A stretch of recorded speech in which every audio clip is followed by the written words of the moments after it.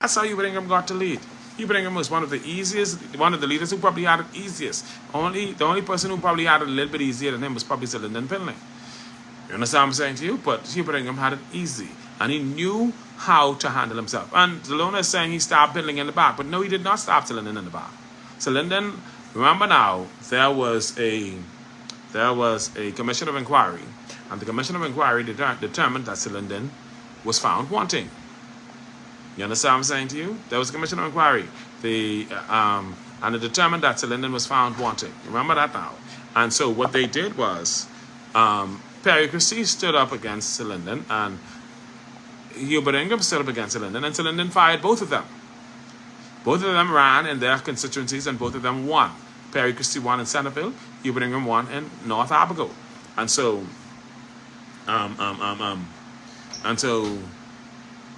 and then they both came to Parliament as independent candidates in 1987.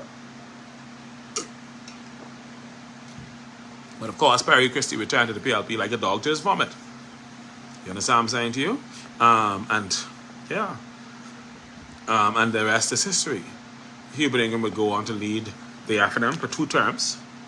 Perry Christie would go on to lead for, I think he had 2 terms too. Well, Perry Christie was the only prime minister to lose his seat. I know that. Yeah, but so there was this thing going back and forth with them. I think Perry Christie had 2 terms, but Ingram had 3 terms in total. Perry Christie only had 2 terms. Hubert Minnis had 1 term, and now Brave is on his 1st term. And so but that's what happened. They manipulated the airwaves. The PLPs had full control of the airwaves and did what they wanted to do with the airwaves. And nobody could question them with respect to the airwaves and how they handle it. Nobody could question them. You understand? That has changed. Now we have all sorts of options. But ZNS has not moved forward. And so, Omar Isaac, a young aspiring candidate, can now go into ZNS, and they can still return to the dark days where they just throw him out. You understand what I'm saying to you? And that's unfortunate. But it is what it is. Now I want you to know that the PLP's playbook hasn't changed much when it comes to dealing with the media, including so what Brave has done is, we have all these different media stations, and so what he has been doing is picking off media personalities.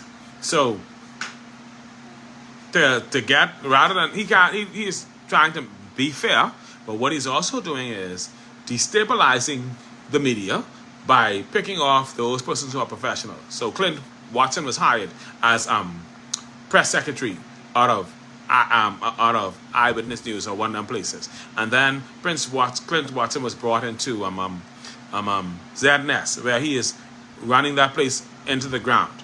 And then you have the Prime Minister already has who's it? He already has Sebastian as a part of his government, where he has been courting him straight through.